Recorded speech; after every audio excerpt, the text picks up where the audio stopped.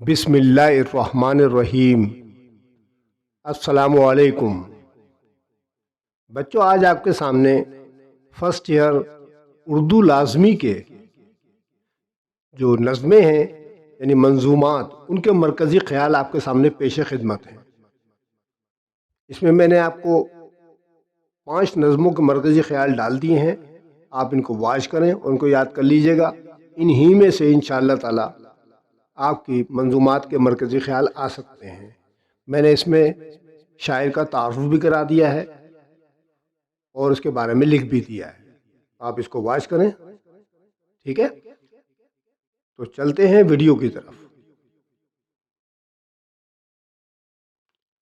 پہلی نظم ہے چپ کی داد، جس کو مولانا الطاف حسین حالی نے لکھا ہے۔ چپ معنی ہوتا ہے خاموشی اور داد معنی ہوتا ہے ویلیو یعنی قدر و قیمت۔ اس کا مطلب اس نظم کی جو نام ہے چپ کی داد، اس میں ہے خاموشی کی قیمت، خاموشی کی ویلیو۔ آپ کے سامنے شاعر کے تعارف کی ہیڈنگ لکھی ہوئی ہے۔ اب ہم الطاف حسین حالی کا تعارف کراتے ہیں۔ الطاف حسین حالی اردو ادب کے نامور اصلاحی اور مقصدی شاعر تھے۔ آپ 1837 عیسوی میں پانی پت میں پیدا ہوئے اور 1914 میں وفات پائی۔ حالی نے شاعری کو محض جذباتی اظہار کے بجائے سماجی اصلاح اور قومی بیداری کا ذریعہ بنایا۔ ان کی شاعری میں سادگی، اخلاقی پیغام، حقیقت پسندی اور درد ملت نمایاں ہے۔ حالی نے اردو شاعری کو نئی سمت دی اور فرسودہ موضوعات کے بجائے قوم کے مسائل، زوال کے اسباب اور اصلاح معاشرہ کو موضوع بنایا۔ ان کی مشہور تصانیف میں مسدس حالی یعنی مد و جزر اسلام اور مقدمہ شعر و شاعری شامل ہیں، جنہوں نے اردو شاعری کے فکری ڈھانچے کو بہت مضبوط کیا۔ اب آپ کے سامنے مرکزی خیال پیش خدمت ہے۔ الطاف حسین حالی نے اس نظم میں خواتین کے مقام و مرتبے کو اجاگر کیا ہے۔ انہوں نے اس نظم میں ماؤں، بہنوں اور بیٹیوں کو یہ پیغام دیا ہے کہ ان کی اہمیت قوم و ملت کے لیے بہت اہم ہے۔ ان کی معاشرے میں جو اہمیت ہے اس کو فراموش کرنا بالکل ممکن نہیں۔ ملت اسلامیہ کی موجودہ نسل کی پرورش اور تربیت انہی کے کندھوں پر ہے۔ یہ ہماری زندگی کا اہم ستون ہے۔ تمام گھروں میں خوشی اور مسرت ان کے دم سے ہے۔ اگر یہ نہ ہو تو گھر ویران ہو جائیں۔ ان کا ہر رشتہ قابل احترام ہے۔ یہی عورت جب گھر سے باہر قدم رکھتی ہے تو میدان جنگ میں بھی سپاہیوں کے شانہ بشانہ چلتی ہے۔ کھیت کھلیانوں میں ہو تو لہلہاتی فصلیں اسے سلام کرتی ہیں۔ اس نظم کا بنیادی شعر یہ ہے: اے ماؤں، بہنوں، بیٹیوں، دنیا کی زینت تم سے ہے۔ ملکوں کی بستی ہو تم ہی، قوم کی عزت تم سے ہے۔ رہے نام اللہ کا۔ یہ نظم جو ہے نذیر اکبر آبادی نے تحریر کی ہے۔ آپ اس کو واچ کریں۔ شاعر کا تعارف آپ کے سامنے پیش خدمت ہے۔ یہ نظم عوامی شاعر نذیر اکبر آبادی کی تحریر کردہ نظم ہے۔ نذیر ایک عوامی شاعر تھے۔ انہوں نے اردو ادب میں بے شمار نظمیں لکھی ہیں۔ ان کو یہ فخر حاصل ہے کہ انہوں نے اردو ادب میں اپنی نظموں میں سب سے زیادہ الفاظ استعمال کیے ہیں۔ دوسرے نمبر پر میر انیس آتے ہیں۔ آدمی نامہ، بنجارہ نامہ، روٹی، برسات کی بہاریں، ہنس نامہ ان کی بہترین نظمیں ہیں۔ بیٹا یہ تھا تعارف۔ اب اس کا مرکزی خیال یہ ہے کہ اس نظم میں نذیر اکبر آبادی نے دنیا کے فانی ہونے اور اس کی بے ثباتی کا ذکر کرتے ہوئے لکھا ہے کہ یہ دنیا تو فانی ہے، اس کی ہر چیز ایک نہ ایک دن ختم ہو جائے گی۔ کسی چیز کو بھی پائیداری اور ثبات حاصل نہیں ہے، اس لیے ان چیزوں سے دل لگانا بالکل بیکار ہے۔ اللہ تعالیٰ کی ذات وہ ذات ہے جو ہمیشہ سے ہے اور ہمیشہ رہے گی، اس کو کوئی زوال نہیں۔ ہماری عقل کا تقاضا یہ ہے کہ ہم صرف اللہ تعالیٰ کے احکامات کی پیروی کریں اور اس دنیا کی محبت میں الجھ کر اپنی آخرت کی زندگی کو فراموش نہ کر دیں۔ یہاں کی حکمرانی، دولت، جائیداد، گھر بار، کارخانے، کاروبار اور تمام امور محض ایک سراب یعنی خواب ہیں۔ یہاں کسی نے ہمیشہ نہیں رہنا۔ ایک نہ ایک دن اس کو دنیا چھوڑ کر اپنے خالق کے پاس واپس جانا ہے اور اپنے اعمال کا حساب کتاب دینا ہے۔ چنانچہ انسان کو نیکی کے کام کرنے چاہیے تاکہ آخرت میں اس کی نجات ہو جائے۔ داستان تیاری میں باغ کی، یہ ہے نظم کا نام۔ اس کے شاعر میر حسن ہیں جو ایک مثنوی نگار ہیں۔ شاعر کا تعارف پیش خدمت ہے۔ میر حسن اردو ادب کے ممتاز مثنوی نگار تھے۔ آپ کا تعلق 18ویں صدی سے ہے اور آپ کو اردو مثنوی میں رومانوی اور داستانی روایت کا اہم شاعر سمجھا جاتا ہے۔ میر حسن کی شاعری میں سادگی، روانی اور جذبات کی دلکشی نمایاں ہے۔ ان کی سب سے مشہور مثنوی سحر البیان ہے جو اردو مثنوی کا شاہکار مانی جاتی ہے۔ اس مثنوی میں عشق، حسن، فطرت نگاری اور قصہ گوئی کا حسین امتزاج ملتا ہے۔ اس کا مرکزی خیال کچھ یوں ہے کہ یہ نظم میر حسن کی ایک بہترین نظم ہے۔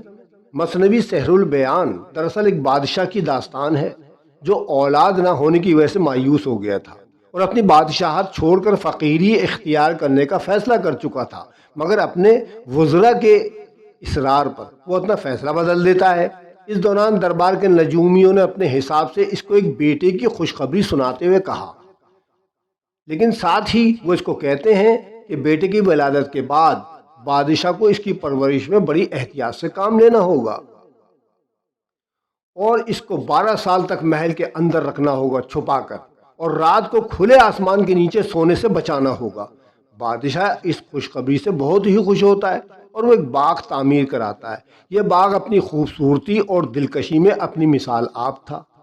اس میں نہریں تھیں اور نہر کے گرد پودوں کا ذکر کیا گیا ہے۔ پھولوں کے مختلف رنگوں اور خوشبوؤں کو تذکرہ کیا گیا ہے۔ مرد مسلمان علامہ اقبال۔ شاعر کا تعارف یہ ہے کہ علامہ محمد اقبال اردو اور فارسی کے عظیم شاعر، فلسفی اور مفکر تھے۔ آپ 9 نومبر 1877 کو سیالکوٹ میں پیدا ہوئے اور 21 اپریل 1938 کو وفات پائی۔ اقبال کو شاعر مشرق کہا جاتا ہے۔ اقبال کی شاعری میں خود شناسی، عمل، ایمان اور ملت اسلامیہ کی بیداری کا پیغام نمایاں ہے۔ انہوں نے شاعری کو محض جذباتی اظہار کے بجائے فکری اور اصلاحی مقصد عطا کیا۔ ان کی مشہور تصانیف میں بانگ درا، بال جبریل، ضرب کلیم اور اسرار خودی شامل ہیں۔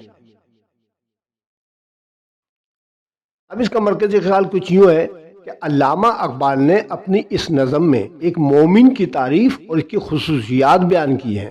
وہ فرماتے ہیں کہ ایک مرد مومن کے اجزاء ترکیبی میں 4 عناصر لازمی ہیں۔ وہ قہاری، غفاری، قدوسی اور جبروتی ہوتا ہے۔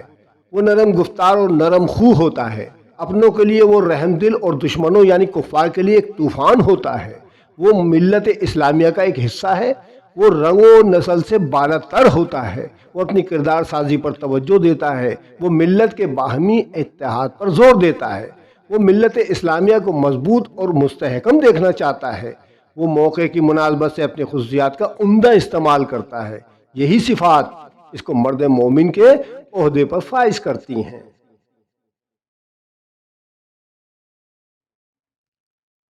نوائے سروش، احسان دانش۔ نوائے سروش کے معنی کیا ہیں؟ نوا کے معنی ہوتے ہیں آواز، اور سروش جو ہے فارسی میں فرشتے یا الہامی پیغام رساں کے لیے آتا ہے۔ تو چنانچہ نوائے سروش کے معنی ہیں حق کی آواز یا الہامی صدا۔ اب شاعر کا تعارف دیکھیں آپ۔ احسان دانش اردو ادب کے معروف شاعر مزدور تھے۔ آپ 1914 میں پیدا ہوئے اور 1982 میں وفات پائی۔ انہوں نے اپنی شاعری میں محنت کش طبقے، غربت، جدوجہد اور سماجی ناانصافی کو مؤثر آواز دی۔ احسان دانش کی شاعری سادہ، پر اثر اور حقیقت سے قریب تر ہے۔ وہ خود عملی زندگی میں مزدور رہے، اسی لیے ان کے اشعار میں زندگی کا سچا درد اور کڑوا سچ جھلکتا ہے۔ اب اس نظم کا مرکزی خیال کچھ یوں ہے کہ احسان دانش نے اپنی اس نظم میں یہ نقطہ بیان کیا ہے کہ قومیں اسی وقت ترقی کرتی ہیں جب ان میں اتحاد، یگانگت اور عمل پہ ہم ہو۔ قوم کا ہر فرد اپنے ساتھیوں اور ہم سفروں کا خیال رکھے، جو سست رفتار ہیں یا کمزور ہیں یا ان کے پاس سفر کے لیے زیادہ راہ نہیں ہے، ان سب کی مدد کریں اور سب کو ساتھ لے کر چلیں۔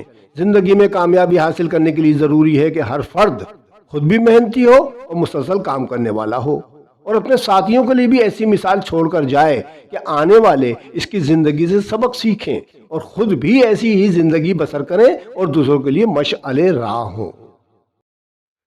تو بیٹا یہ تھی آپ کے چند نظموں کے مرکزی خیالات۔ امید ہے کہ آپ کو اچھے لگیں گے، آپ ان کی مدد سے اپنے امتحان کی تیاری کر سکتے ہیں۔ میں نے زیادہ لمبے چوڑے نہیں لکھے ہیں، جتنے نمبرز کا سوال ہوتا ہے اسی لحاظ سے میں نے اس کو رائٹ کر دیا ہے اور سنا دیا ہے۔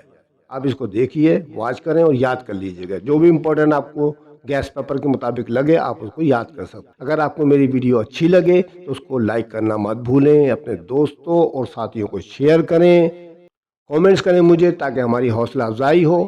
اگر کسی بچے نے میرے چینل کو ابھی تک سبسکرائب نہیں کیا تو سبسکرائب کر لے، پریس کر دیں بیل آئیکن کو تاکہ آپ کو آنے والی ویڈیوز کی نوٹیفیکیشن بر وقت مل سکے۔